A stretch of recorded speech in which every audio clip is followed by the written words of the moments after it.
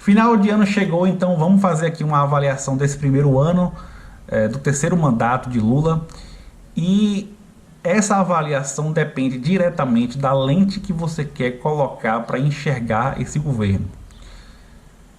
Você votou em Lula esperando apenas que o Brasil voltasse a ser o que era antes de Bolsonaro? Ou seja, foi numa perspectiva mais modesta? Ou você votou em Lula tendo uma expectativa mais otimista, de mudanças mais consistentes, de reformas e por aí vai?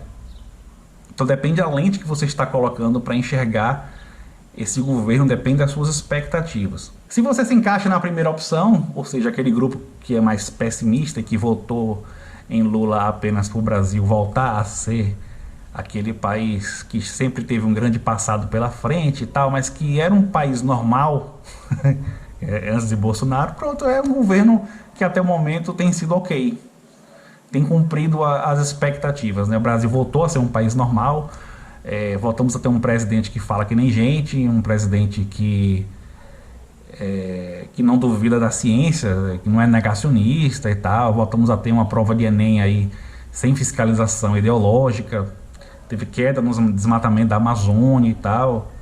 Então, nessa perspectiva, o primeiro ano do governo do Lula, ele é ok, nos trouxe esse alívio, né? Em comparação, porque ele esteve o tempo inteiro aí em comparação com o governo anterior de Bolsonaro, que foi uma tragédia, o pior presidente da história do Brasil, disparado.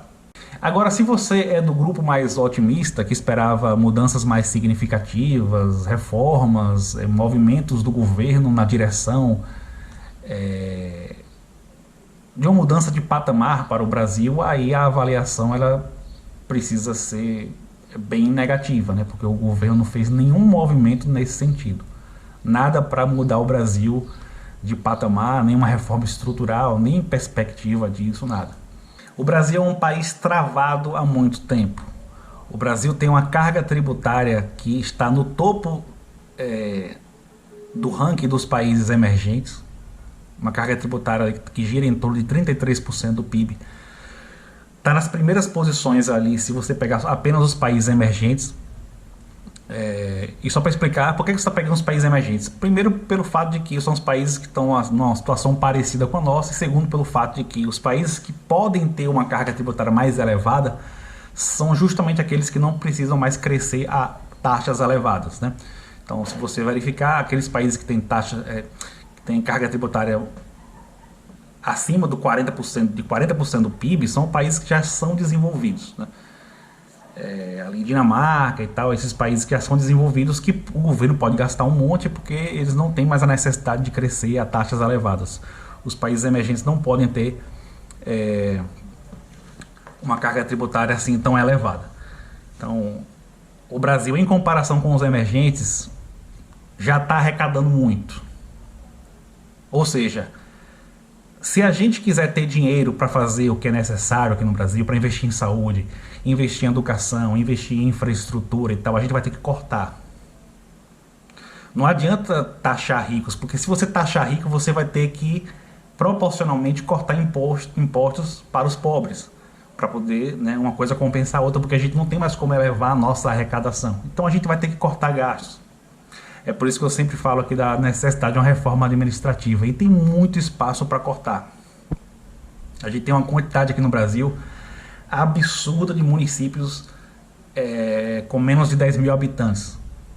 E todos esses municípios têm uma prédio da prefeitura lá, com secretariado, tem uma câmara de vereadores, tem um prefeito, tem um vice-prefeito, tem uma despesa ali, quando você junta uma quantidade muito grande de municípios nessa situação aí, isso é uma despesa muito grande.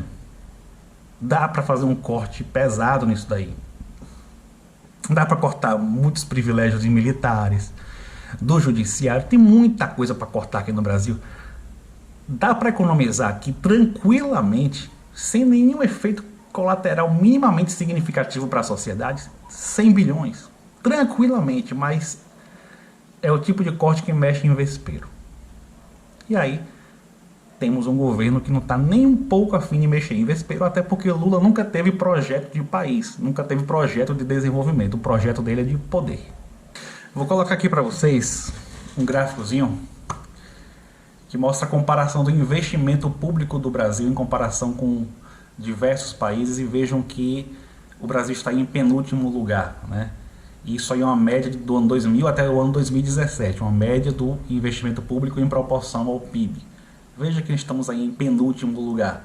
Esse investimento público aí é toda aquela despesa que aumenta a capacidade futura de produção, por isso que entra nessa conta aí principalmente a infraestrutura, o gasto em infraestrutura.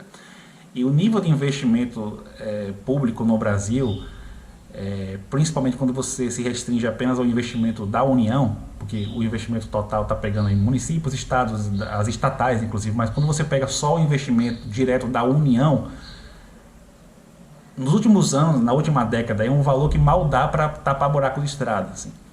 Não tem dinheiro, não resta dinheiro aqui no Brasil, não sobra dinheiro para gasto, para despesa e investimento público. E isso tem travado o nosso país. A gente precisa ter espaço no orçamento para aumentar e muito, para dobrar pelo menos, né, o nosso investimento público. E para isso a gente tem que cortar gastos. O nosso estado, o Brasil, ele está travado, não tem como ter crescimento econômico com um investimento público ridículo desse. A gente está travado e a gente precisa de reformas que destravem o Brasil.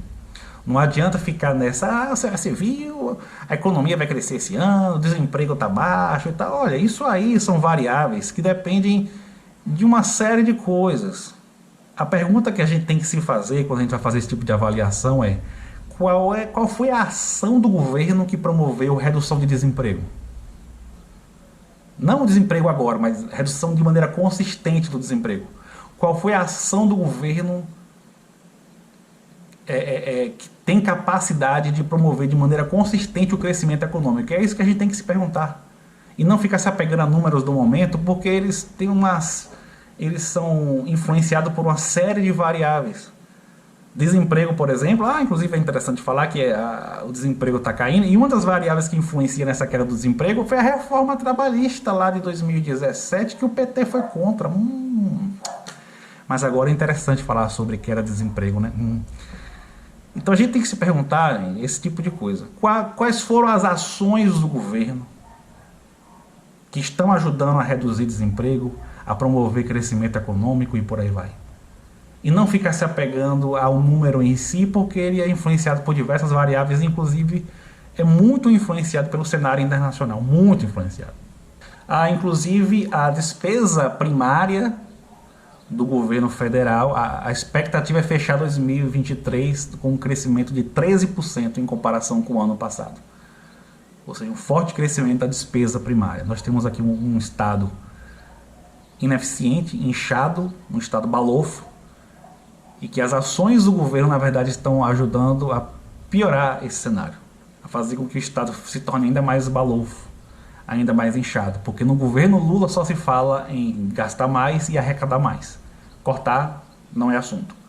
Falando mais da parte da economia, o que é que teve de bom, assim, qual foi o principal ponto positivo? Foi a aprovação da reforma tributária, que foi uma reforma de simplificação de impostos, que era urgente no Brasil há muito tempo, só que era muito difícil, estava sendo difícil implementar por um conflito de interesses com os estados, e o governo conseguiu aparar essas arestas aí, aprovar essa reforma, deixou lá arrumadinho para poder dar conta de todos os interesses envolvidos, esse conflito envolvido de interesses, deu conta e conseguiu aprovar. Tem um mérito do governo nesse aspecto, mas não podemos esquecer que não é uma reforma estrutural. Não mexe com privilégios. Os ricos vão continuar pagando poucos impostos e os pobres vão continuar pagando muitos impostos no Brasil. Não é uma reforma estrutural, mesmo sendo uma boa reforma, né? Tem que saber separar as coisas e identificar as coisas. Teve esse aspecto positivo, mas é como eu falei para vocês, nenhum movimento foi feito para a realização de mudanças estruturais aqui no Brasil.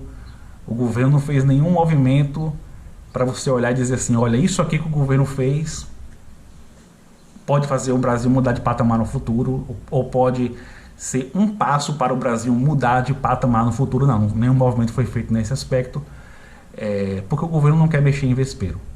Se colocarmos uma lente mais otimista, uma lente que de alguém que quer mudanças, de fato, mudanças mais concretas, a avaliação desse primeiro ano do governo Lula ela é negativa.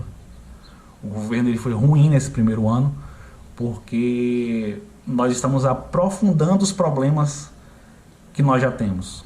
Agora, numa perspectiva mais modesta de quem já perdeu as esperanças no Brasil e espera apenas que um presidente toque o barco, aí é um governo ok, né? Lula tem habilidade política, ele consegue administrar bem o pardieiro. Isso é tudo. Se você gostou, dá um joinha, se inscreve no canal, clica no sino para receber as notificações, dá uma olhada no link que eu deixei em um comentário fixado sobre o meu curso de Teoria Econômica Aplicada a Políticas do Governo. Dá um saque lá e feliz ano novo.